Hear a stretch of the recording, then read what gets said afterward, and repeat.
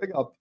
I wanted to ask you, Matt, about Harry Kane. Do you think he should remain as England's starting number 9?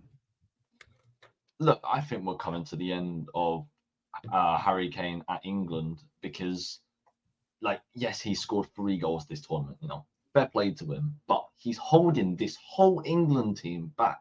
None of the players are playing up to what they are like for their club.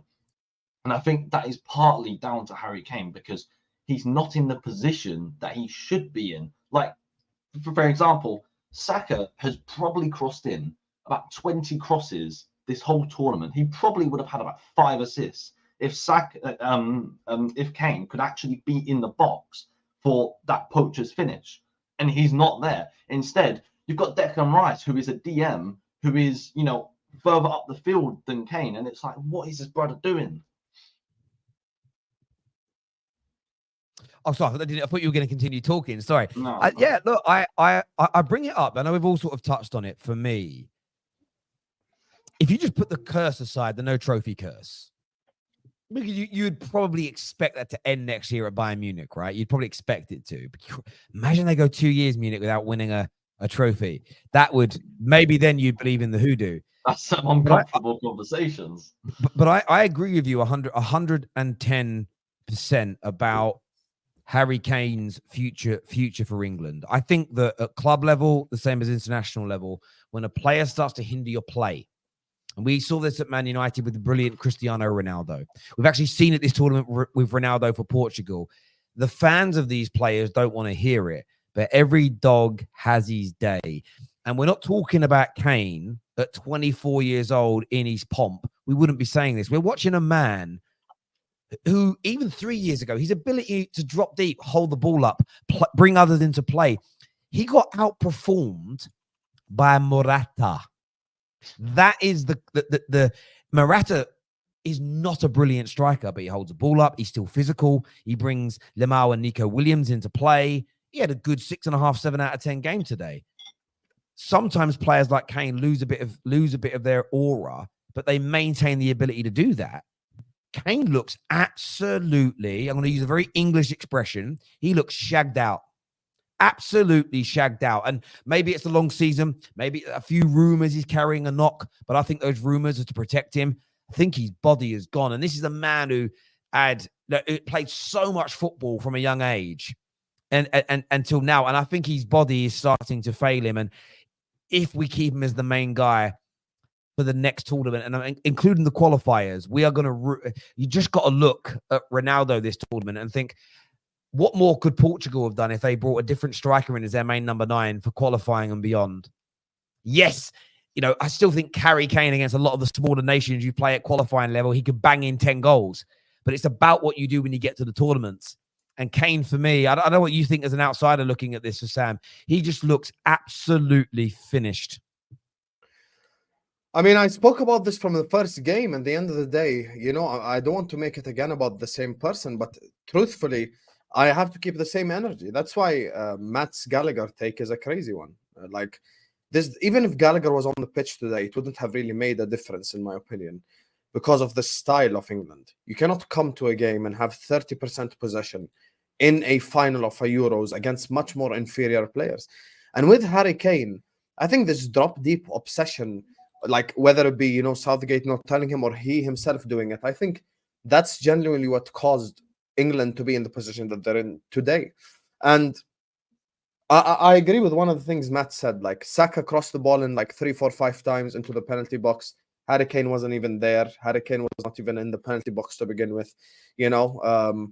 That's why people were actually asking for Watkins to start. I don't think it's like any form of Kane agenda or something. It's really not a Kane agenda. I think it's just, the truth is he hasn't performed this competition. The sad part is he was actually on the top goal scorers list because he has 3 goals, 7 penalties. But everyone delivered this competition to an extent from the English players. Saka had his clutch moments. He gave you that. Bellingham had 2 clutch moments. He gave you that. There's players who performed here and there. Even Gueye, he had a good competition.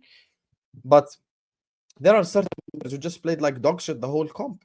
I think Kane played like crap all competition long. I think Foden played like crap all competition long. There's not an agenda. I'm not like nitpicking. There's also shit expected of you. I'll give you an example. Jude Bellingham. Jude's been cooked repeatedly this Euros. Terry knows this because he's done every single England match reaction. He's heard Jude Bellingham's name probably about 300 times. Today in the first half, I was just noticing. I was trying to look at Jude. Every time Jude got the ball and he was trying to start a counter-attack, no one on his right, no one on his left, no one in front of him. What is he supposed to do? He's not the guy that's going to dribble past 10 players. Jude Bellingham, despite the fact he didn't quote-unquote turn up and play incredibly well, at least he gave you the goal against Slovakia. He gave you the goal against Serbia, of which without them, you wouldn't have qualified. Even today, he got the assist for Cole Palmer. So he at least had moments. Kane, top goal scorer of the Bundesliga, playing like shit. Foden, Premier League player of the season, give you no moment. No goal, no assist, no nothing. You know, and if people want to say it's about GA, even if you remove GA, there's no like chance he created or something that he done. You go like, yes, that's Phil Foden right there. So this is the thing that I talk about. I think there's a genuine problem with people just kind of overrating the shit out of the you know, the Harry Kanes of the world and the Fodens of the world, because they just haven't performed. You know, as well with the manager. Go on, So, Giuseppe.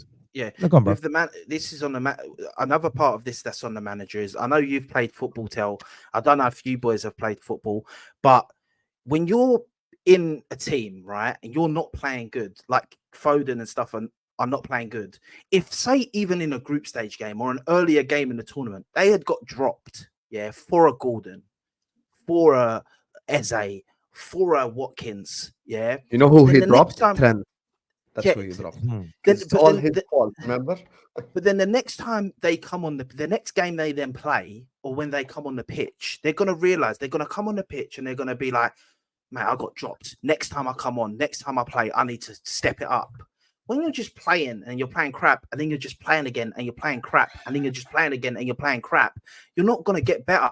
If he'd dropped Foden earlier in the tournament, Kane earlier in the tournament, maybe when they come on in the later stages of the tournament, they would have been like, listen, if I drop a stinker, I'm out of the team. I can't drop a stinker. Whereas these players know that they can just drop stinkers in this team and play the next game because my name's Phil Foden, my name's Harry Kane. I think there is that, and England, and you know, we all get caught up in the party atmosphere, and I think since I've come to Germany, it's captivated me. You know, I had to come back to the apartment building where we got the little studio, and there's a big group of Turkish sort of they're German Turkish guys that obviously have seen us every day for a month now, and they're like, they wanted England to win today. It was a team they decided, whether it was because we were in the building or whether they chose, I don't really care why they chose it, but I was coming up the stairs and like, come on, you guys have just scored, because that's when I left them to come back up here.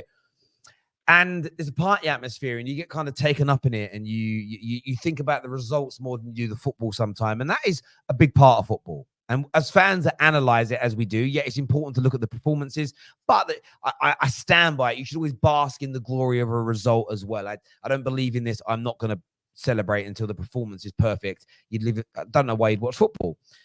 But the problem for England is that we did this all tournament, and I don't want to forget about bringing this up earlier in this campaign. But this tournament messed up by trying to get our best players on paper, our superstars on paper into the team. And I don't think Phil Foden and Bellingham can play in the same team. I think that we have to create genuine balance, and we don't have it. And we kind of went to the 3-5-2-1. And when you look back and reflect, we won those games up until the final. So it worked to a degree. But in reality, it was to keep Kane in the team. It was to keep Foden and Bellingham in the team. And the only area that he kind of sacrificed was bringing Mainu in. And Mainu and Rice worked really well until that imbalance was compounded by a superior team. And then suddenly, lots of players start to look bad. And they should be criticized, and they should be looked at. But at the same time, had Foden been dropped 4 games ago, and it's not about hating Foden. I think Foden's brilliant. But if Foden had been dropped earlier, and Gordon had come in and given us genuine width on that left-hand side and speed, if Watkins had come in like we now know he should have done earlier, how much better could Bellingham and Saka and Mainu and Rice have been in this tournament if we'd have created that balance. When you look at the Spanish team, they had perfect balance. The only time they lost their balance is when they were 1-0 up against Germany and they took off Yamal and Nico Williams and lost their pace in that balance, and they got fairly fortuitous. That's the only time. I was praying today they didn't do the same thing, Terry. And the one thing I'll say about the Spanish manager, he actually learned from his mistake. That's the thing. Like, every manager makes mistake, every person makes mistakes, every player makes mistake. But it's just about learning, and it's about, you know, getting through that process of errors, you know. And by the way, he never done that against France. He never done that against England today, because he learned from said mistake. Because when he was 1-1 against Germany and he come back. And Southgate, the problem is, he started the same team again. I said, people think I'm a Chelsea hater. I said Palmer should start ahead of Foden. You know, Kyle Walker has been playing like shit all competition long. Like, you know, Ben White has the biggest fuck you, to be honest with you. This competition. Can we talk about He's been vindicated, Ben White. Like, well, no, you know, we can't. We can and we can't. I mean, the one thing I would say is we don't know what happened, but he was offered a place and said no. So, but it wasn't, Ben White wasn't rejected. Ben White rejected the England team. So yeah, but think about it. He was going to go on Spain, go to Germany, this whole competition, and he knows for a fact Kyle Walker starting every single game regardless.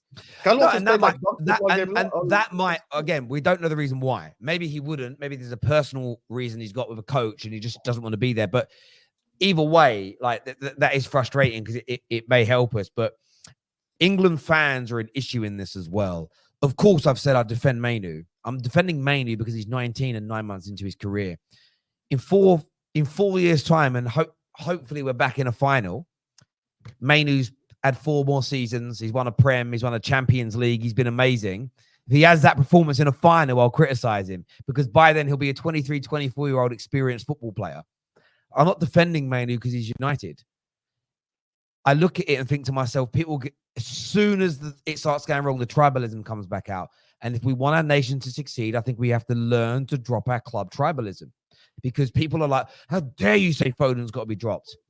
I just want the team to be at its most balanced. I mean, these same City fans didn't care for years where Foden was a bit part player, because the Bernardo Silvas and the KDBs were better than him and the team played better without him. They didn't care then. They only care now that it's England, because all they really fear is Palmer's the star, or Saka's the star, or Bellingham's the star. And you've got to drop that. Like, I don't care personally about, of course, I wanted Mainu to do it, but it was different. It was a story. But Mainu came off when Cole Palmer scored. I weren't sitting again, oh, bloody hell. The man who came on for, I just celebrated. And England fans have got to learn to do that better. And no, it is. What goal? Terry. So a goal that we scored, right? Saka to Bellingham to Palmer, the trio, it works. I don't see Foden in that trio. I don't see that goal happening if Foden is on the pitch, because Foden and Jude Bellingham are pretty much the same player, in that they'll just get, tangled up with each other. I don't think that goal happens. And I think that's important to, know. And I think Palmer is crucial to this England starting 11. I do think he is. I do think he should play in a 2-10s with Jude Bellingham, because they work really well together. So again, I don't think you're wrong to suggest that, and it isn't about singling out Foden. I think we're talking about him a little bit more because Foden didn't have a good game. But I think it's about going, right, new manager comes in and goes, right, Foden, you're going to start on the bench. Bellingham's my 10, and we're going to play with this balance. If that doesn't work, then you go, right, Foden's now coming in. Bellingham, we've just got to learn to be strong. And look how good Zubimendi has been. Look how good he's been. His name's everywhere. Bench all tournament until there's an injury to Rodri. It's just the way the cookie crumbles, I've got a lot of super chats here. Alan's with us as well. I want to get through some of these super chats quickly.